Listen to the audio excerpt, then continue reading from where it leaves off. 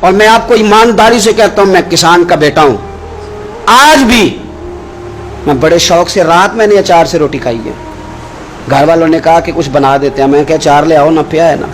اس لیے کہ میں غریب ماں کا بیٹا ہوں. مجھے اچار تسلی دیتا ہے, تشفی دیتا ہے, مجھے سکون دیتا ہے. میں اپنے غریب دوستوں کے اندر بیٹھ کے آج بھی فخر محسوس کرتا ہوں. بڑی کوٹھیاں تکلیف دیتی ہیں, اس لیے کہ میں نے وہ وقت بھی دیکھا ہے کہ جب ہمارے ایک تایا جی تھے تو ان کے گھر کی دیوار گر گئی تھی, تو ابھی ان کو پیسے نہیں مل رہے تھے, تو میرے ابا جی نے کہا ان کے گھر جا کے سو جاؤ. انہوں نے دیوار کے آگے چارپائیاں لگا کے سونا ہے کہ گھر میں نہ آ جائے. تو مطلب یہ کہ آپ مہربانی کریں. یہ دیکھو یہ میرے نبی پاک کے غلام ہیں, ان کی سادگی دیکھو, ان کی فقیری دیکھو.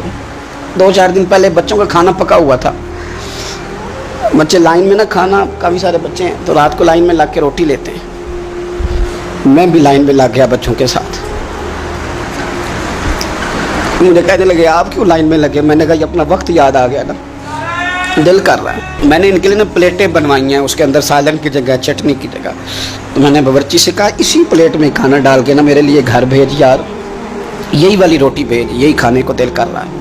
یہ آپ کا اصل ہے, یہ آپ کا اصل ہے. مہنگے کپڑے آپ کا اصل نہیں ہوتے, وہ تو برانڈ ہے. اس میں تو آپ بیٹھتے ہیں تکلف سے کہ ان کو سلوٹیں نہ پڑ جائے. اس میں تو آپ کسی سے صحیح طریقے سے سینہ بھی نہیں ملاتے کہ کہیں کو مسئلہ نہ بن جائے. حضرت ابو عبیدہ بن جراح رضی اللہ تعالیٰ عنہ نا اپنے گھر میں بیٹھ کے رو رہے تھے, روتے جا رہے تھے. تو کسی نے کہا کیوں رو رہے ہیں؟ مسند امام احمد بن حنبل میں موجود ہے. فرمانے لگے نبی پاک علیہ السلام نے مجھے ایک دن کہا تھا کہ فتح ہو جائے گی, بڑے بڑے علاقے فتح ہوں گے, تو اپنے آپ کو سنبھال کے رکھنا. 3 خادم تیرے لیے کافی ہیں, ایک جو گھر میں کام کاج کرے, ایک جو تیری خدمت کرے, ایک جو تیرے سفر میں جائے, اور 3 سواریاں تیرے لیے کافی ہیں. زیادہ لوگوں نے بڑے بڑے جانور رکھے ہوتے تھے نا, 3 سواریاں ابو عبیدہ تیرے لیے کافی ہیں. ایک تیرے سفر کے لیے, ایک مال و اسباب اٹھانے کے لیے, ایک تیرے غلام کے لیے. زیادہ مال نہ جمع کرنا. یہ بات کرتے ہوئے رو پڑے. فرمانے لگے ہم لوگ اس جگہ رہ نہیں سکے جہاں حضور نے کھڑا کیا تھا. میرا استبل گھوڑوں سے بھر گیا ہے اور میرے گھر میں غلام بھی زیادہ ہیں. حالانکہ صحابہ کہتے ہیں کہ کچھ ایسا نہیں تھا, لیکن چند چیزیں جو موجود تھی ان پر بھی روتے تھے. اور فرماتے تھے نبی پاک صلی اللہ علیہ وسلم نے فرمایا تھا قیامت کے دن میرے زیادہ قریب وہ شخص ہوگا کہ جس طرح میں چھوڑ کے جا رہا ہوں قیامت میں مجھے اسی طرح ملے. فرمانے لگے میں اس طرح نہیں رہ سکا, سوچتا ہوں نبی پاک کو کیا منہ دکھاؤں گا, کیا منہ دکھاؤں گا کریم کو. رو رہے ہیں گھر میں بیٹھ کے, رو رہے ہیں. ملک شام میں نا طاعون کا مرض پھیل گیا. حضرت ابو عبیدہ وہاں تھے. حضرت عمر نے خط لکھا, فرمایا جلدی آ جاؤ, آپ سے مشورہ کرنا ہے. آپ سمجھ گئے کہ عمر نا مجھے یہاں سے نکالنا چاہتے ہیں کہ مجھے مرض نہ لگ جائے. جواب لکھا, کہنے لگے مجھے پتہ ہے جو مشورہ آپ نے کرنا ہے, میں مسلمانوں کو اکیلا چھوڑ کے نہیں آ سکتا, میں لشکر کا سپہ سالار ہوں, کیسے آ جاؤں, میں یہی رہوں گا. حضرت عمر نے خط لکھا کہ پھر آپ جابیہ کی جانب بھی چلے جائیں, تھوڑے سے وہاں موسم ٹھیک ہے, وہاں تشریف لے گئے. طاعون جب پوری طرح پھیل گیا تو منبر پہ کھڑے ہو کے حضرت ابو عبیدہ بن جراح نے خطبہ دیا. فرمانے لگے اس مرض سے گھبرانا نہ, تم سے بہت پہلے جو صالح لوگ تھے, نیک لوگ تھے, وہ اس مرض کی وجہ سے وصال کر گئے.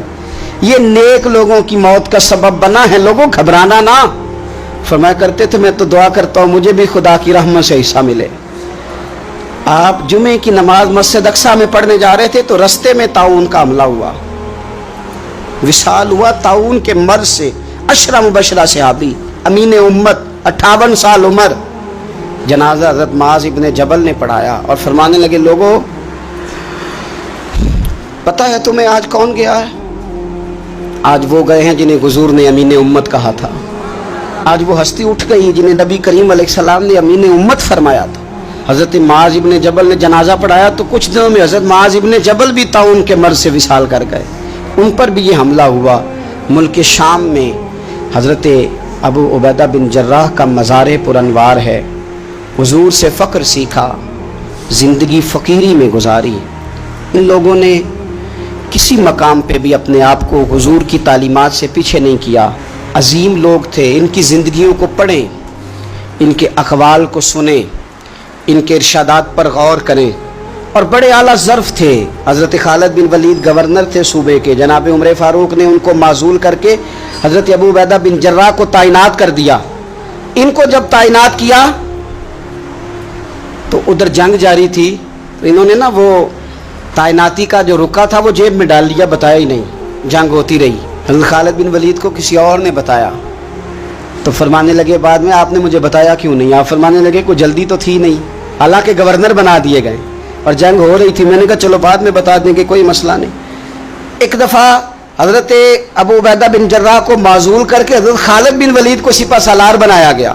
تو آپ فرمانے لگے سن خالد, جتنی خوشی مجھے اپنے سپہ سالار بننے کی ہوئی تھی اس سے بڑھ کر تیرے بننے کی ہوئی ہے.